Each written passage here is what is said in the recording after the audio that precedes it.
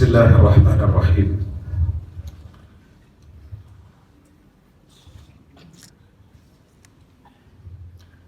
Al-mal wal banun zinatul hayatid dunya wal baqiyatus salihatu khairun 'inda rabbika thawaban wa khairun amala. Ya ayyuhalladzina amanu inna min azwajikum wa auladikum aduwwan lakum fahdharuhum wa in ta'fu wa tasfahu wa taghfiru fa innallaha ghafurur rahim. Ya'lamu annama amwalukum wa auladukum fitnah wa annallaha 'indahu ajrun 'azim. Assalamualaikum warahmatullahi wabarakatuh. Alhamdulillah, bersyukur kepada Allah Subhanahu wa taala. Malam hari yang ke-12 ini kita masih diberikan kesehatan, mampu untuk beribadah di bulan suci Ramadan. Satu kenikmatan yang luar biasa, kenikmatan yang kata Nabi SAW, tidaklah seorang hamba diberikan nikmat yang lebih baik setelah nikmat iman, yaitu nikmat kesehatan. Lam yu'ta 'abdun khairan ba'dal yaqin minal afiyah. Maka alhamdulillah kita masih diberikan nikmat iman, juga nikmat afiyah atau nikmat kesehatan. Hadirin yang dimuliakan Allah Subhanahu wa taala, dalam salah satu karya monumental seorang ulama besar yang hidup pada abad pertengahan, ketika umat Islam mengalami kekalahan beruntun, mengalami kekalahan yang brutal dari pasukan salib, ketika Baitul Maqdis direbut dari tangan kaum muslimin. Saya teringat ada tokoh ulama yang sangat luar biasa yang menjadi panutan bagi banyak umat Islam di seluruh dunia, yaitu Imam Al-Ghazali, Abu Hamid Al-Ghazali, Hujjatul Islam, menulis salah satu kitab yang diberi judul Ayyuhal Walad, wahai anakku. Saya tadi setelah sholat isya melihat ada lukisan ini, lukisan tetapi sebenarnya seperti miniatur ya, miniatur gambar dari kota Al-Quds, dari Baitul Maqdis yang di dalamnya itu ada Masjidil Aqsa. Imam Al-Ghazali itu menulis karya-karyanya, terutama yang di akhir hayatnya itu ditulis ketika beliau menyaksikan langsung betapa pahitnya kita umat Islam kehilangan Baitul Maqdis, sebagaimana yang kita alami saat ini.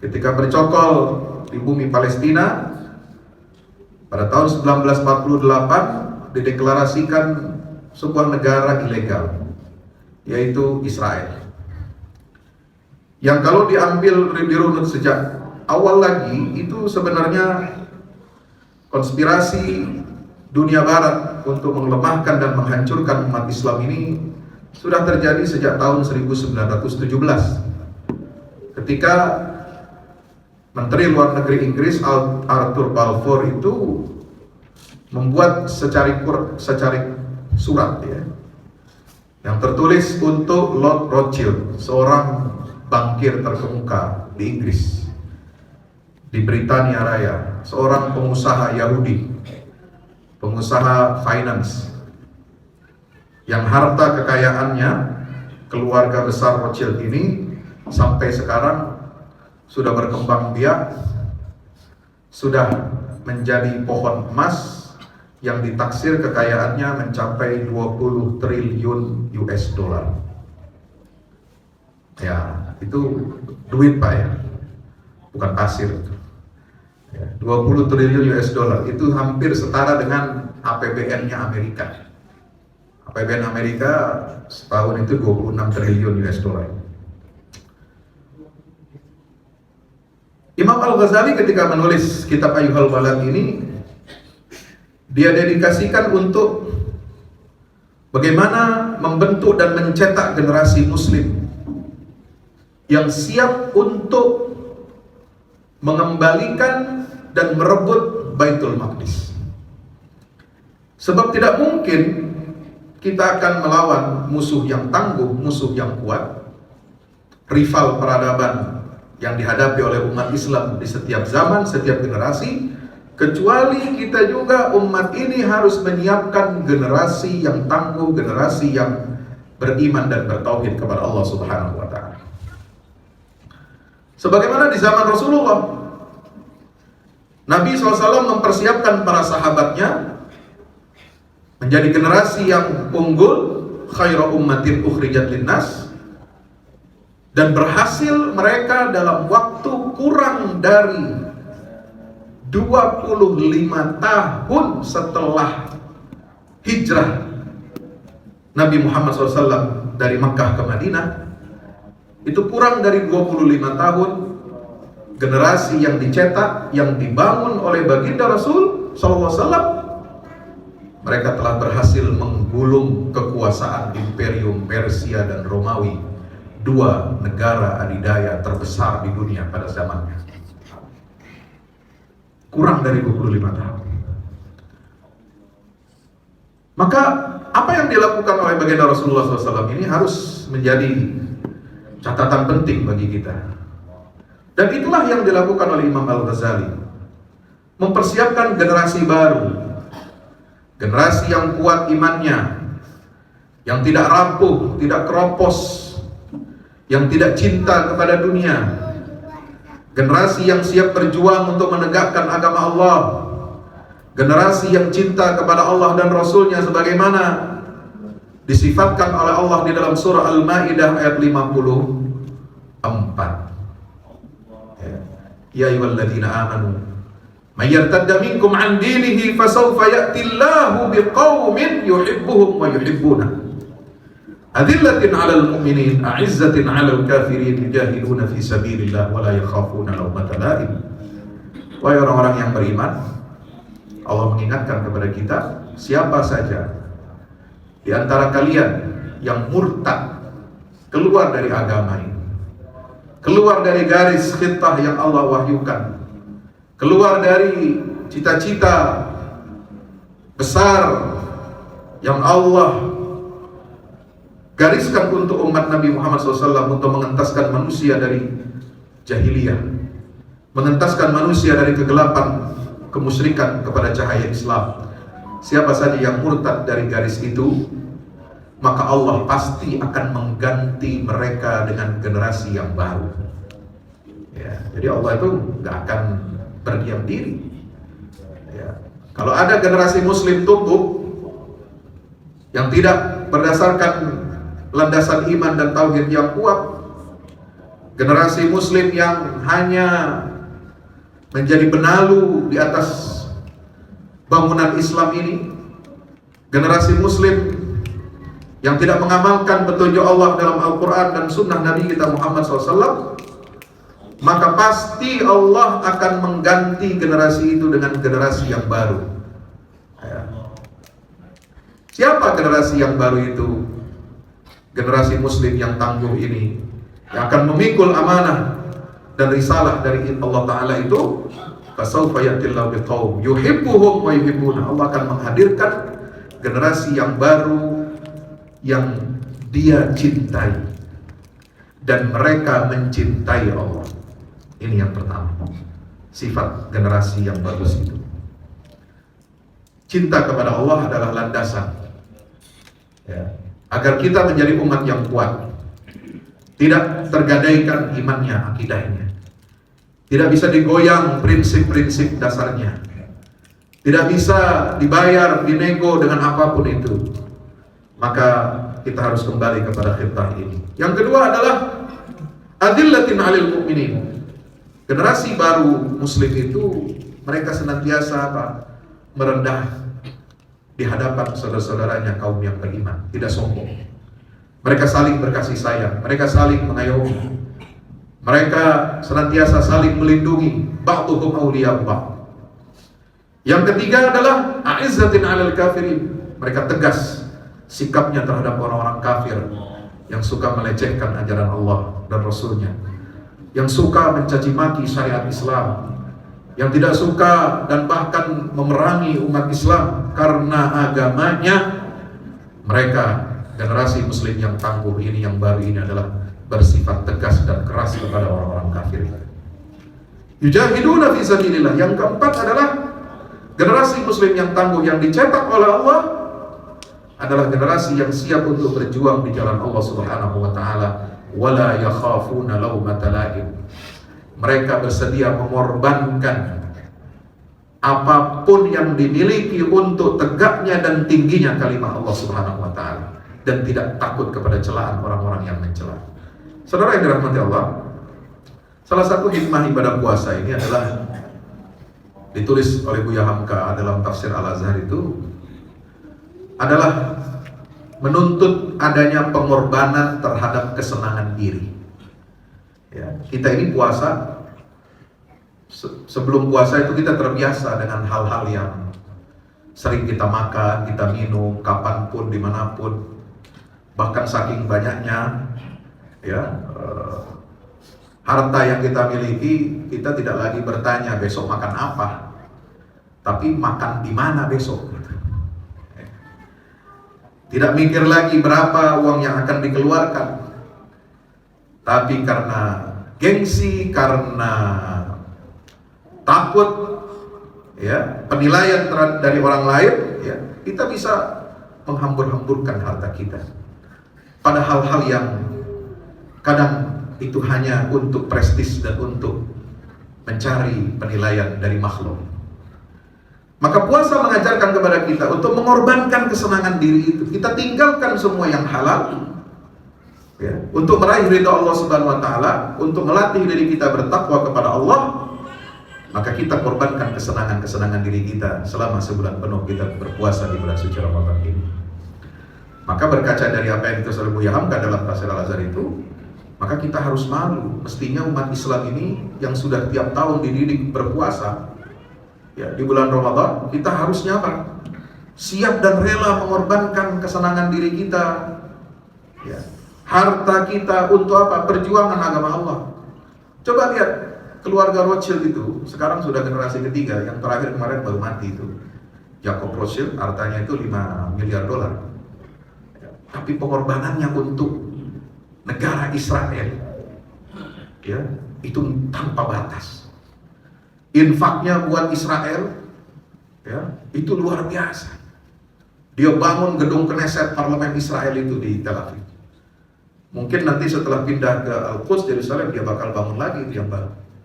Dia bangun semua fasilitas pemerintahan Israel. Padahal dia nggak tinggal di situ. Dia bukan warga negara Israel, dia tinggal di Inggris. Tapi dia bisa, ya, menundukkan egonya, mengorbankan kesenangan pribadi dan keluarganya. Untuk apa? Cita-cita kaumnya. Sekarang kita harus bertanya, sampai mana umat Islam rela berkorban untuk saudara-saudaranya Palestina yang merdeka? Sampai di mana kita rela untuk memberikan harta yang terbaik kita untuk mendukung perjuangan saudara-saudara kita yang tertindas? Maka itu, hadirin yang dirahmati Allah Subhanahu wa taala, sebagaimana Imam Al-Ghazali, ya, membuat kitab Ayyuhal Walad untuk mencetak generasi muslim itu, saya alhamdulillah dengan izin Allah ini juga baru selesai mencetak buku judulnya Wahai Anakku. Ini terinspirasi dari kitab Ayyuhal Walad karena Imam Al-Ghazali, benahi adabmu dan bersihkan hatimu. Ya, terdiri dari 30 pembahasan yang kalau dibaca satu hari bulan Ramadan satu judul, itu nikmat. Selesai bulan Ramadan, selesai 30 judul itu, bahasanya ringan. Untuk apa? Memandu setiap orang tua agar memiliki tanggung jawab yang besar di dalam dirinya untuk mendidik putra dan putrinya menjadi pejuang-pejuang agama Allah Subhanahu wa taala. Maka itu mari kita dengarkan, ya, sedikit, ya, sekilas dari saudara kita. Saya bawa dari Gaza, alumni Universitas Islam Gaza, jurusan Ilmu Komputer, Hafiz Quran, akan memberikan sedikit kabar dari Gaza, update kepada kita semuanya. Mudah-mudahan kita dapat tergerak hati kita untuk memberikan apa yang bisa kita bantu untuk saudara-saudara kita kaum muslimin di jalur Gaza. Demikian, Fadhal Muslim.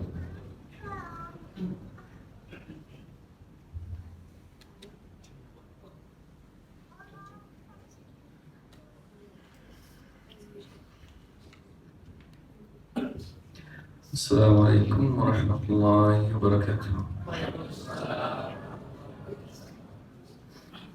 Bismillah wa kafa wassalatu wassalamu ala nabiyil mustafa man la nabiyya ba'dahu. Qala rabbuna fi muhkami tanzilihi ya ayyuhalladhina amanu ittaqullaha haqqa tuqatih wa la tamutunna illa wa antum muslimun. Ya ayyuhalladhina amanu ittaqullaha wa qulu qawlan sadida يصلح لكم أعمالكم ويغفر لكم ذنوبكم ومن يطع الله ورسوله فقد فاز فوزا عظيما. أما بعد، يقول نبينا صلوات ربي وسلامه عليه: لا تزال طائفة من أمتي على الحق ظاهرين لعدوهم قاهرين لا يضرهم من خالفهم ولا من خذلهم حتى يأتي أمر الله وهم كذلك. قيل أين هم يا رسول الله؟ قال في بيت المقدس وأكناف بيت المقدس. Bismillahirrahmanirrahim. Dimulai dengan tahmid dan salawat kepada baginda Nabi besar Nabi Muhammad Sallallahu Alaihi Wasallam. Mari kita sama-sama merenungi firman Allah Subhanahu Wa Taala yang berbunyi: Wahai orang-orang beriman, bertakwalah kepada Allah sebenar-benarnya takwa, dan janganlah kamu mati kecuali dalam keadaan memeluk ajaran agama Islam. Kemudian menukil hadis Nabi Shallallahu Alaihi Wasallam tentang keutamaan Baitul Maqdis, yakni masjid umat Muslim sedunia. Rasulullah Shallallahu Alaihi Wasallam bersabda, akan senantiasa ada sekelompok orang dari umatku yang teguh memperjuangkan kebenaran di hadapan musuh-musuh mereka, yang mereka tiada gentar menghadapi orang-orang yang menyelisihi dan menelantarkan mereka. Kemudian para sahabat bertanya, di manakah mereka ya Rasulullah? Kemudian jawabannya, mereka ada di Baitul Maqdis dan sekelilingnya, yakni bumi Palestina. Ayuhal ahibatul kiram, jinakum min Gaza wallati fi yawmiha al-167 ولا زالت تدفع ثمن الدفاع عن أرضكم الإسلامية المباركة وعن مسجدكم الأقصى المبارك.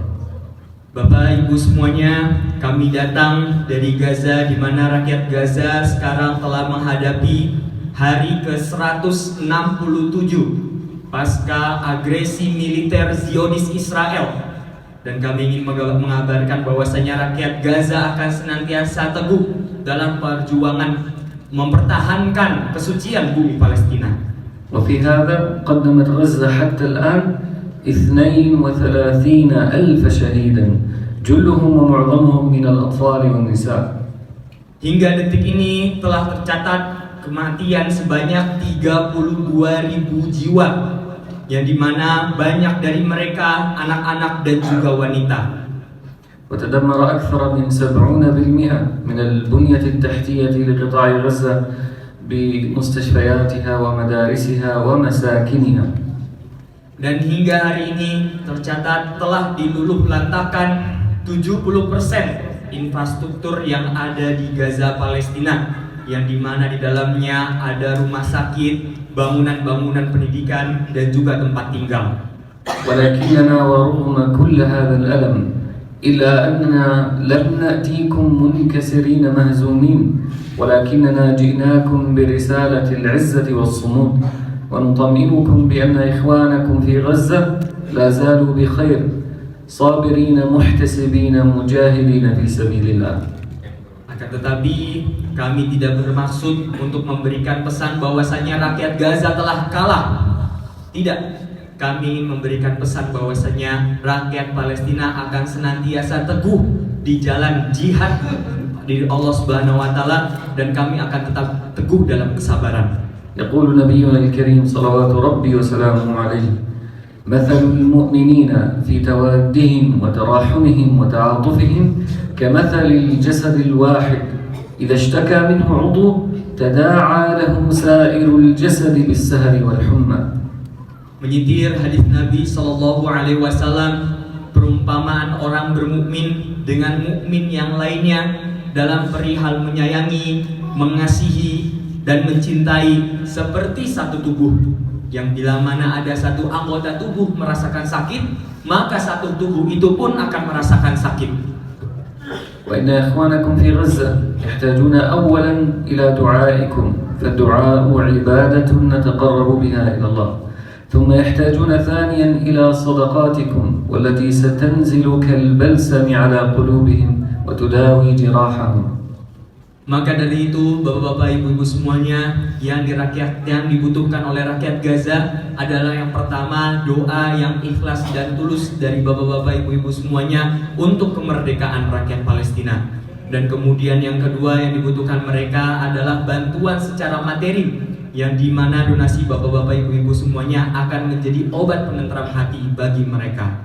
ولكم أن تتخيلوا أنه في الوقت الذي ندفع فيه أقل القليل وهو أموالنا دفاعا عن هذه الأرض المباركة، يوجد عائلات كاملة في شمال قطاع غزة رفضت أن تخرج من بيوتها، فما كان من الاحتلال إلا أن فرض عليهم التجويع، فمات منهم حتى الآن 27 شهيدا ماتوا فقط من الجوع.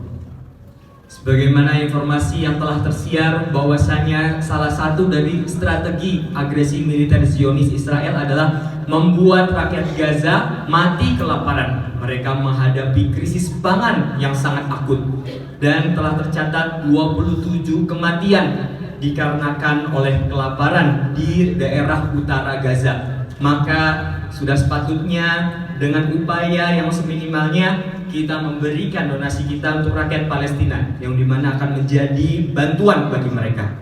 وإننا لنعلم فضل أهل إندونيسيا حكومة وشعبا في دعم إخوانهم ومنذ زمن، وإندونيسيا دائما ما تقف مع إخوتها في فلسطين. Dan kami menjadi saksi bahwasanya rakyat Indonesia senantiasa setia mengawali perjuangan rakyat Palestina. Maka untuk itu kami mengapresiasi sebesar-besarnya rakyat Indonesia yang teguh membersamai rakyat Palestina.